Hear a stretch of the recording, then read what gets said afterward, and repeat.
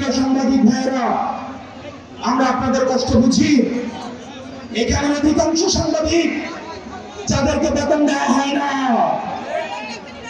এখানে অধিকাংশ সাংবাদিক যাদের বেতন 5 থেকে 6,000, অধিকাংশ সাংবাদিক যাদেরকে শুধুমাত্র বোমটা ঘুরিয়ে দিয়ে বলা হয় আবার কর্ম করে খাও। আমাদের এই ফ্যাসিস্ট, এই পুঁজিবাদী, এই মিডিয়া থেকে, এই মিডিয়া লিগের বিরুদ্ধে আমাদের নিরপেক্ষ এই সাংবাদিক ভাইদেরকে সামনে এগিয়ে আসতে হবে। প্রিয় সাংবাদিক ভাইয়েরা, আপনারা আপনার অধিকারের পক্ষে কথা বলেন, আমরা আপনার অধিকারের পক্ষে কথা বলছি, আমরা আপনার মুক্তির কথা বলছি, আমরা আপনার ন্যায্যতার কথা বলছি, আমরা আপনার স্বাধীনতার কথা বলছি। প্রিয় সাংবাদিক ভাইয়েরা, আপনারা নিজেদেরকে আর ব্যবহার হতে দিয়েন না।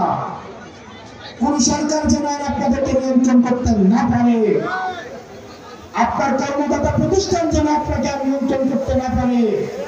আপনারা এখন কর্মের জন্য, চাকরির জন্য যেভাবে চুপ হয়ে গিয়েছেন, আপনারা যেন স্বাধীনভাবে আপনারা মতামত প্রকাশ করতে পারেন, আপনাদের ন্যায্য বেতন যেন, ন্যায্য মজুরিটা যেন আপনারা পান, সেজন্য আপনাদেরকে কথা বলতে হবে।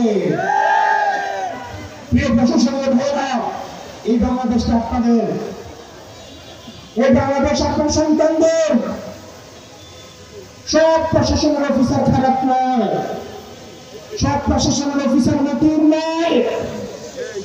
12 লাখ টাকা দিয়ে ছাগল কেনার ক্ষমতা সব প্রশাসনের কর্মকর্তার নাই। আমাদের প্রশাসনে এমন মানুষ আছে, মাস গেলে যাদের পকেটের টাকা দিয়ে বাজার হয় না।